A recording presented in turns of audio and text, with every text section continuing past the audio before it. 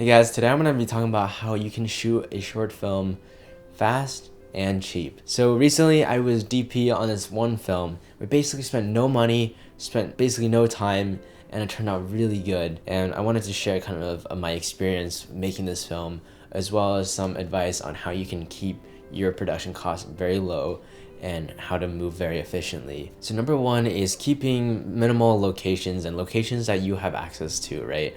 One of the biggest costs with film production is the location cost. A lot of these places charge so much, like $100 an hour, which is just crazy, right?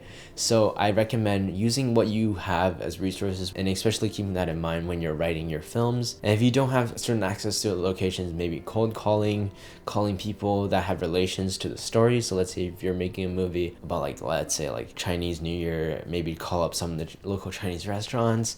And I know in a lot of smaller, less populated places, people are more willing to let you just film there without really anything. But you know, when it comes to big cities like Los Angeles, it's definitely a lot more harder to shoot here. Also, making sure to have like not a ton of different company moves, so you're spending a lot more time in the scene instead of like having to move equipment from locations to other locations. Also, I recommend, if you can get access to the location the day before filming, just leaving all the gear and production design there, or even doing the production design the day before filming. I think that would be very huge, just because if you're like showing up the day of the shoot, having to move all the equipment, setting up, that just takes a lot more time and a lot more chaotic. Next thing is the characters, writing characters that you know very well, not a ton of characters, maybe just 2 characters.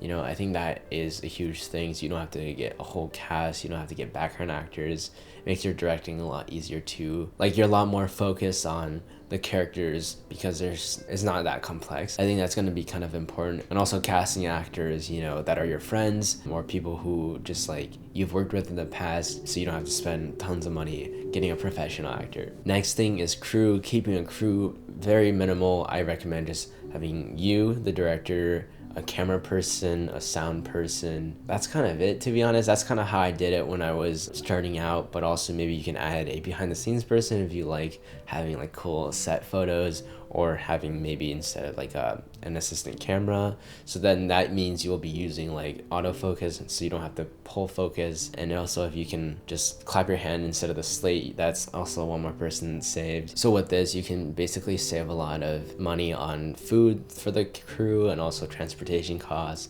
and time. You know, time is money, so if you can move very efficiently and not be chaotic, I think that can save a lot of time and money. Also, finding out good catering, making sure it's not like terrible food, but also making sure it doesn't have to be like the most expensive food too. I think food does cost a lot. Sometimes you can honestly just cook your own food too. If it's like your close friends and family helping you with this film, sometimes, you know, you can just cook your own food, right? So you don't have to spend a whole ton on lunch as well. And then another thing is production design, just writing stories that are easy to set up, you know, not having like these crazy like sci-fi stuff.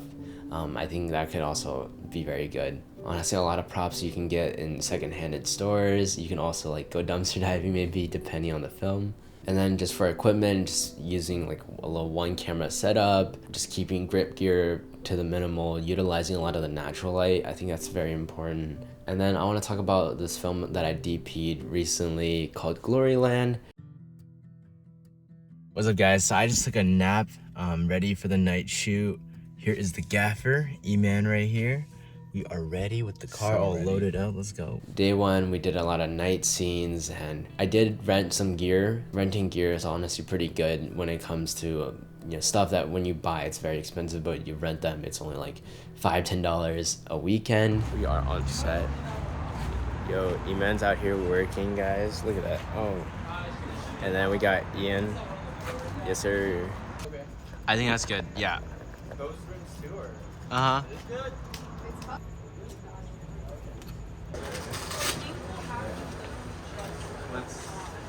Covering this light up.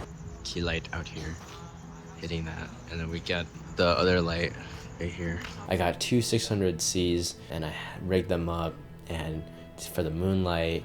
And that was my first time really shooting a night scene, and I learned a lot, I think, from blocking and like just lighting perspective, just keeping it very as high as you can, also as far away as you can. I think that's very important when it comes to creating like an artificial like moonlight. Guys, we just got done filming for today.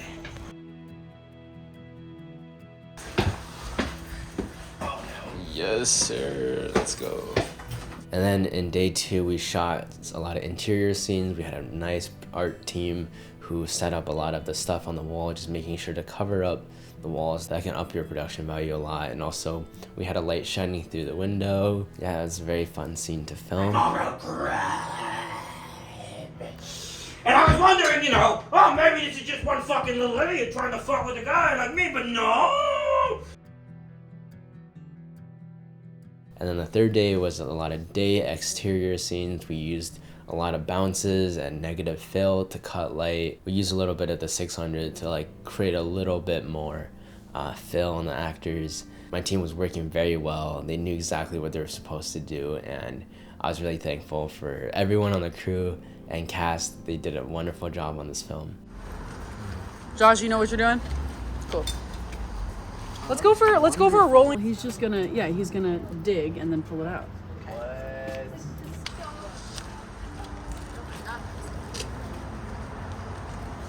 Okay, sound.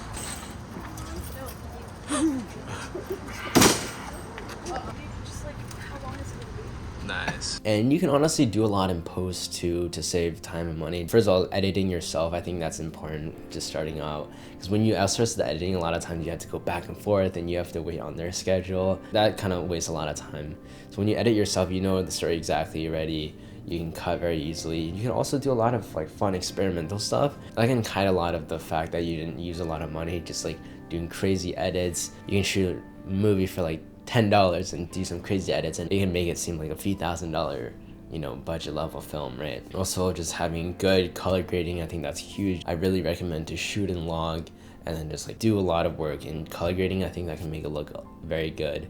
And make sure you have good audio quality, right? Like, I know this video is about making things for cheap and fast, but also when you do these things, even though you did it cheap and fast, it still makes it seem like it's very professionally done. So if you guys want to learn more about how to get gear and camera equipment for very cheap, then watch this video right here, and I'll see you guys there. Peace out.